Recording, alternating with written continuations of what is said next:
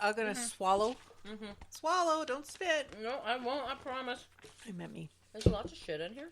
There are lots of good, lots. such solid information. I love the historical part. So maybe in the new year, There we go. not as much this year, but the new year, it'd be kind of nice if we get someone like Cindy Tugwell to talk about stuff, right? I still want to do the celebrity part. See if we can get like celebrities, you know, From the crash test gummies. gummies. Did you ever see? Wait, okay, all right, okay. I post this every now and then on Facebook. Fuck, I love this. Actually, well, before we get into it, I can not just the I got spring roll on my phone. We're saving that for later. Yeah, it's just Snack on the way home. It's just for later. Yeah. You ever see this one? This is so stupid. It's funny. Wait. Wait, I can't wait. I can't I wait. know. You're laughing me. Here we go. I'm so happy because I'm a gummy bear, gummy bear.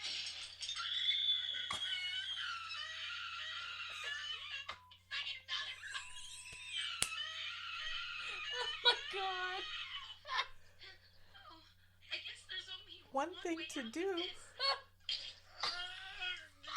I'm delicious. Goodness, I taste delicious. That wasn't bad at all. Gummy bears.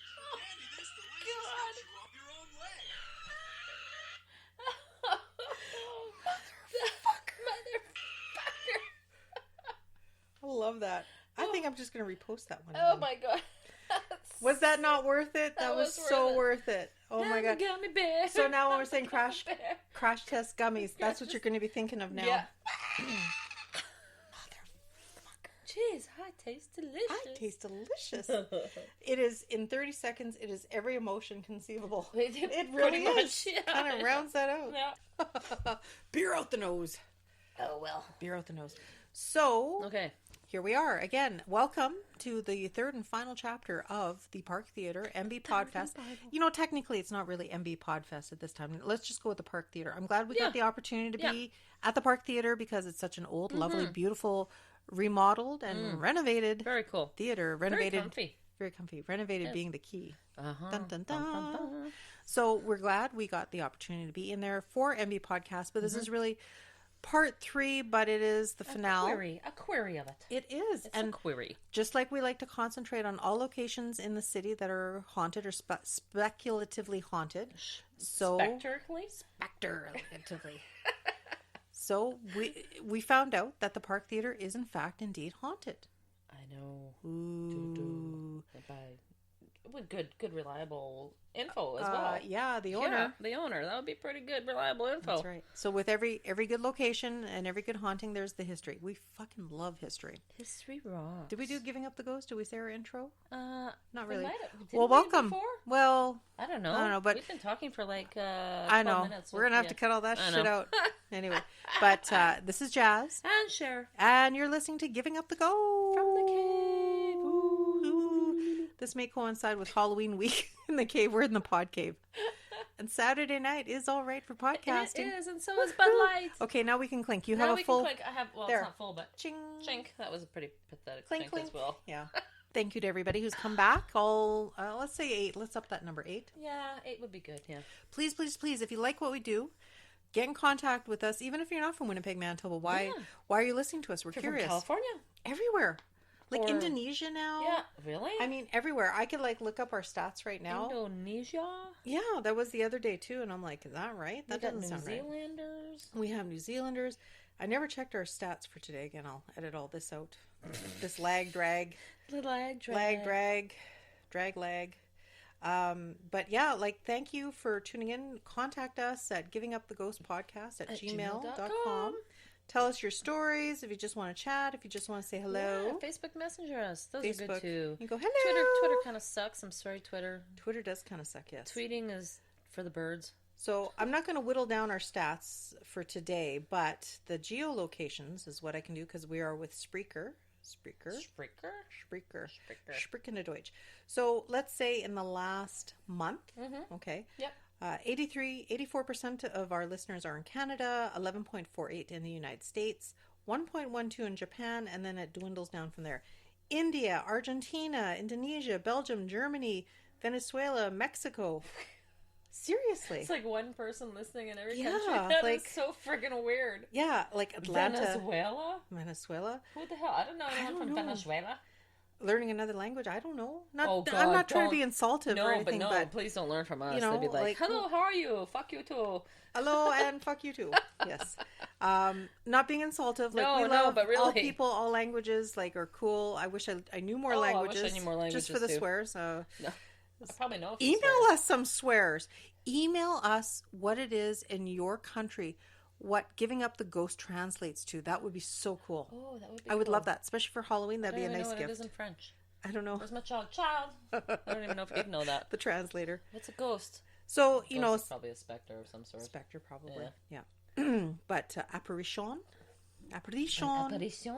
Oh, there we go. Get our little bloop bloop back. We need a bloop. We have new speakers. We have new equipment. It's sounding fabulous. So I hope you all appreciate that. Testing. One, Testing 1 2 3 1 2 1 2. Test test test. Let's start Do singing now. re mi fa sol la ti do.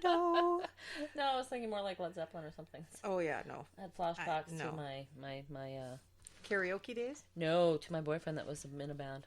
Oh well, look I had at a band that. boyfriend, yeah. Learning new things Yeah, here. mm-hmm. But aside from like Canada, like Atlanta, Georgia, Selkirk. Oh, that is Canada.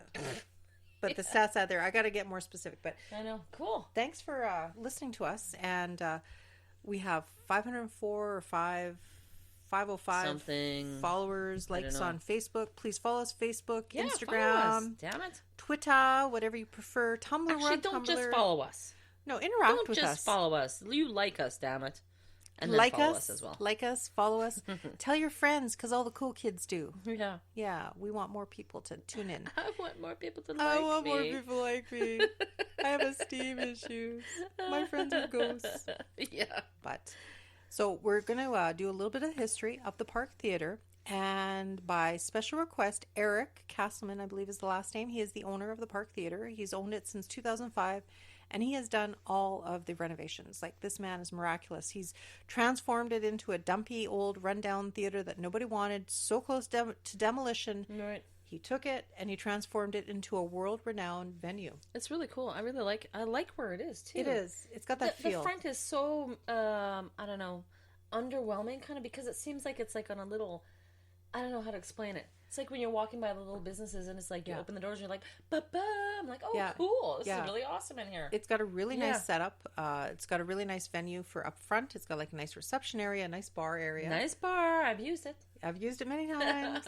And then you walk into the back and it's got the theater feel. It doesn't have all the original seats anymore. Like, they've got selected booths and stuff, and then they set up for different events so Which they are can cool. set I up like chairs. those little cubby booths. I up do. there. They're cozy, aren't they? I like that. Yeah. And then they show movies on their off nights when they don't have bands and stuff, and they rent it out to individuals. I've rented it out. Really? Yeah, like, it's just so cool. What'd you have in there? Seance? Through my husband's birthday. Oh, seance. Big birthday. Big birthday. But yeah, Eric was decent enough. I explained to him, I said, this is who we are and this is what we do. And it's kind of nice that the Podfest kind of got us in the door, because I don't think we would have had that opportunity with him otherwise. to talk to him. You know? Yeah. And he gave us a little impromptu interview. I asked him a few questions, and really he just told us all out things that have happened to him. But he's a pretty genuine, humble, kind of quiet guy. And he says, you know what? Certainly you can tell my story and tell the story. So he obviously, I guess, didn't mind us telling that his place was haunted at one point. Yeah.